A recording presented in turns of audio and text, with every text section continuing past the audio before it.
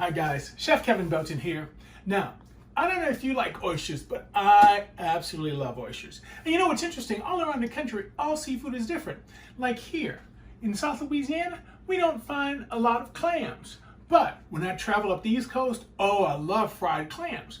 Well, something that has become so popular in our area are the char-grilled oysters. Now, if you don't feel like shucking oysters and getting on the half shell and then firing up the grill, I'm going to show you a recipe today how we're going to make a char-grilled oyster pasta. It's going to have that exact same flavor, except we don't have to put them on a half shell and we don't have to fire up the grill.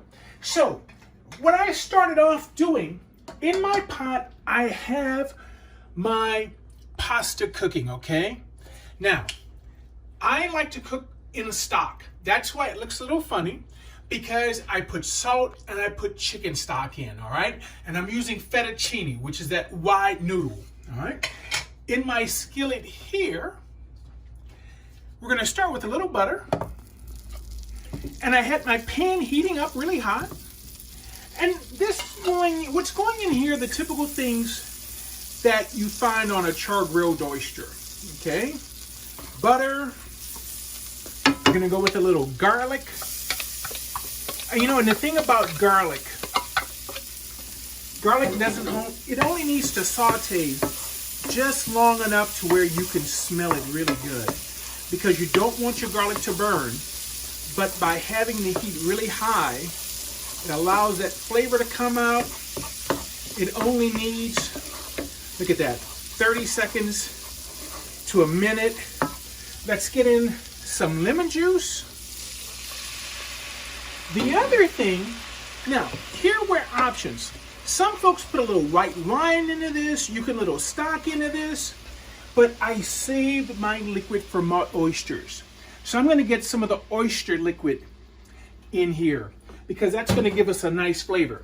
Now, I want this to heat up, introduce just a little bit, but it's all about, this is gonna create a nice sauce. So, of course, a little bit of our Creole seasoning. We're also going to do a little Worcestershire in here.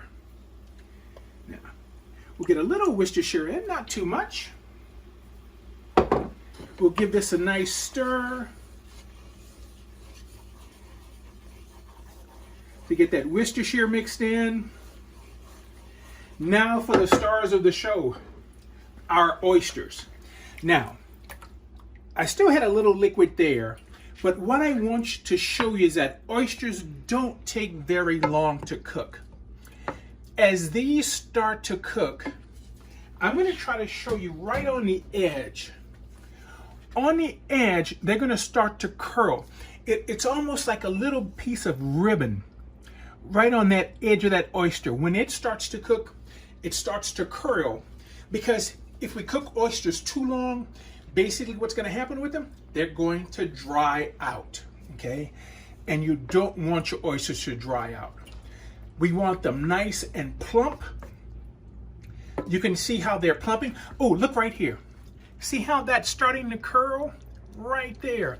That's what I'm talking about. We just need it to start to curl just a little bit. Oh, I tell you what.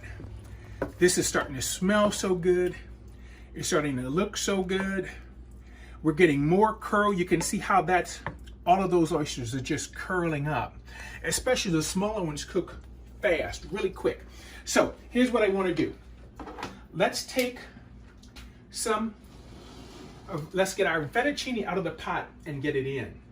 And you know, I don't mind a little bit of the liquid from the fettuccine, because that's a nice starchy liquid. It's going to help thicken up our sauce. Now we've got it all in. Look at this. Doesn't this look great?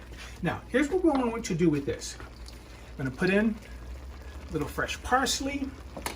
Now, I have a combination of a little shredded cheese, and I have a little grated Parmesan. I want to get that mixed in. Look how this gets nice and thick. I want to stir that cheese in so it starts to melt, okay? Let me try to see if I can get some of our oysters to come right up on top, because now we can turn our fire off. I'm going to take the rest of our cheese and put it right on the top. And what I want to do with this now, I'm going to stick this under our broiler, and we just need to have it under the broiler for about 2 minutes.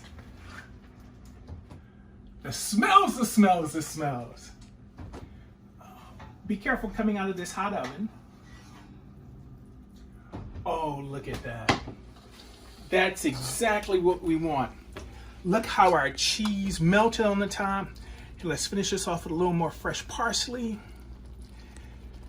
You know, we could serve this with a little wedges of lemon, but you know something that's needed for this is definitely, just how about a lot of French bread to dip into this sauce.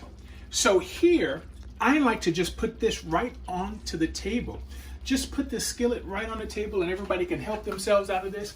And remember, this is really hot. So always mark your handle, lay your pot over to your handle so nobody grabs this. But I tell you what, if you don't feel like firing up that grill and making your own char-grilled oysters, try this recipe because it's gonna be so good. And the most important thing is, have a lot of bread for dipping and sopping. Try this recipe, I know you're gonna love it. Thank you for cooking with me today. For WLO TV, I'm Chef Kevin Belton, and I hope to see you soon, so stay safe.